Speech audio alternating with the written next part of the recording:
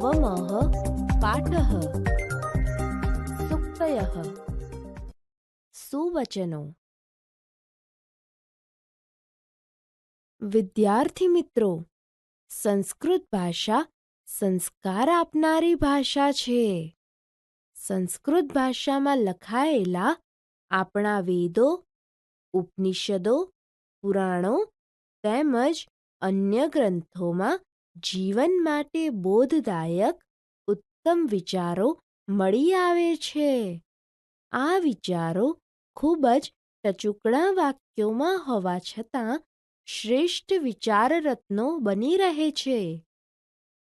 આપણે નવમઃ પાઠઃ સુક્તયઃ સુવચનોમાં સુક્તયઃ 1-4નો ભાવાર્થ તથા સમજૂતી જોઈશું. 1. નાસ્તિ ઉદ્યમસમઃ બંધુઃ.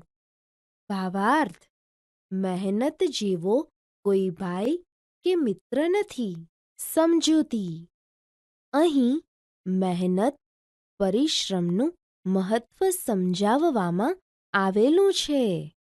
મહેનત એ જ માણસનો સગો કે વિશ્વાસપાત્ર મિત્ર છે.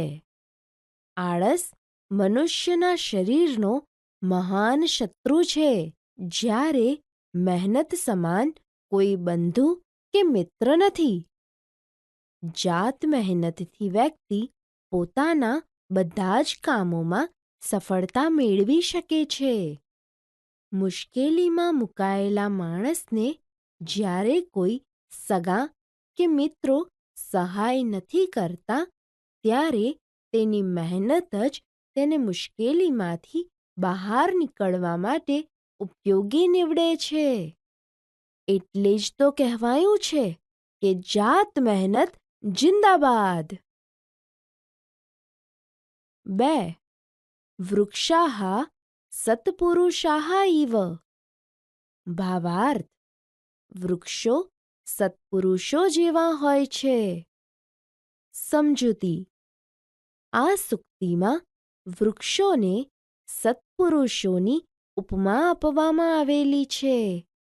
સત્પુરુષો હંમેશા બીજા લોકોની સહાયતા કરવા તત્પર રહેતા હોય છે. તેથી અહીં વૃક્ષને સત્પુરુષો સાથે સરખાવવામાં આવેલા છે. વૃક્ષો આપણને ઘણી રીતે ઉપયોગી થાય છે. વૃક્ષો પોતે તડકામાં ઊભા રહી બીજા પર છાંયડો કરે છે. તેમના ફળો પણ બીજા માટે જ હોય છે.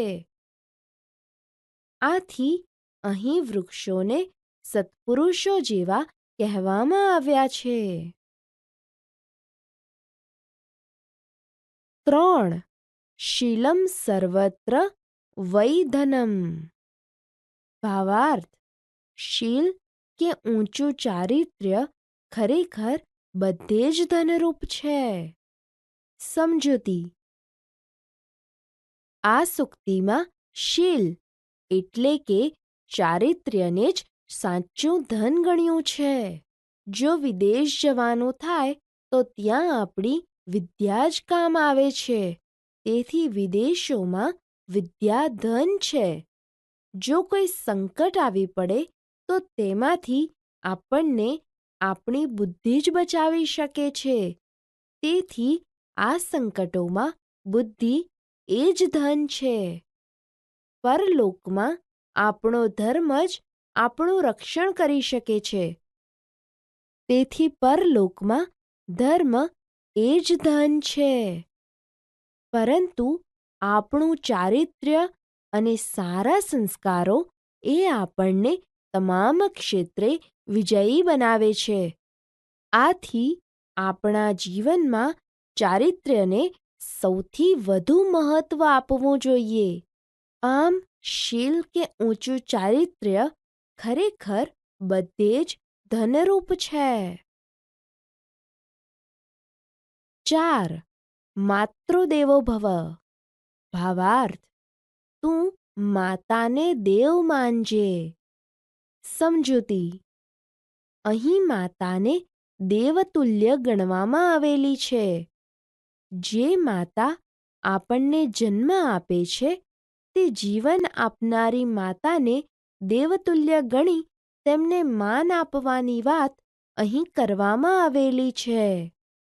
આપણે ત્યાં કેટલીક કહેવતો છે કે માતે માં બીજા બધા વગડાના વા, માં વિના સૂનો સંસાર વગેરે. પ્રાચીન સમયે ગુરુ પોતાના શિષ્યોને દીક્ષાંત પ્રવચનમાં કેટલીક સૂક્તિઓ સમજાવતા, જેમ કે માતૃદેવો ભવ અર્થાત તું માતાને દેવતુલ્ય માનજે. આ જ રીતે પિતૃદેવો ભવ, આચાર્ય દેવો ભવ, અતિથિ દેવો ભવ. અહીં માતા પિતા, ગુરુ તથા મહેમાનને દેવ સમાન ગણી તેમને સન્માન આપવાનું કહેવામાં આવ્યું છે. આપણે નવમઃ પાઠઃ સૂક્તયઃ સુવચનોમાં સૂક્તયઃ 5 થી 8નો ભાવાર્થ તથા સમજૂતી જોઈશું. 5. સત્યમેવ જયતે. ભાવાર્થ: સત્યનો જ વિજય થાય છે. સમજૂતી: આ સુવાક્ય મુંડકોપનિષદના એક મંત્રનો અંશ છે. આપણા ભારત દેશનો મુદ્રાલેખ પણ સત્યમેવ જયતે જ છે. સત્યના માર્ગે ચાલનારને અનેક મુશ્કેલીઓનો સામનો કરવો પડે છે, પણ છેવટે તેનો જ વિજય થાય છે. સત્યવાદી રાજા હરિશ્ચંદ્ર પર અનેક સંકટો આવ્યા હતા, છતાં તેઓ સત્યના માર્ગે ચાલીને બધા સંકટોને પાર કરી ગયા હતા. આથી હરિશ્ચંદ્ર રાજાનું નામ અમર થઈ ગયું. 6. અહિંસા પરમો ધર્મઃ. ભાવાર્થ: અહિંસા શ્રેષ્ઠ ધર્મ છે. સમજૂતી: મન, વચન અને કર્મથી કોઈને દુઃખ ન આપવું તેને અહિંસા કહેવાય છે. અહિંસાને જ શ્રેષ્ઠ ધર્મ ગણવામાં આવ્યો છે. જગતના બધા જ ધર્મોએ હિંસાનો ત્યાગ કરવાનું કહ્યું છે. આ સૂક્તિમાં અહિંસાને જીવનમાં સ્થાન આપવાનો ઉપદેશ આપવામાં આવ્યો છે. આપણા રાષ્ટ્રપિતા ગાંધીજીએ પણ અહિંસાનો જ માર્ગ અપનાવ્યો હતો. 7. વિદ્યા વિનયેન શોભતે. ભાવાર્થ: વિદ્યા વિનય વડે શોભે છે. સમજૂતી: અહીં મનુષ્યએ પ્રાપ્ત કરેલી વિદ્યા શિસ્ત કે અનુશાસન વડે જ શોભે છે તે વાત સમજાવવામાં આવેલી છે. સર્વશાસ્ત્રોને જાણનાર જ્ઞાની વ્યક્તિમાં પણ જો વિનય કે શિસ્ત ન હોય તો તેણે પ્રાપ્ત કરેલું જ્ઞાન નકામું છે. જીવનમાં વિનય કે શિસ્ત ન હોય તો આપણે મેળવેલી વિદ્યાનો કશો અર્થ નથી. માટે વિનય કે શિસ્ત ઉચ્ચ જીવન માટે ખૂબ જ જરૂરી છે.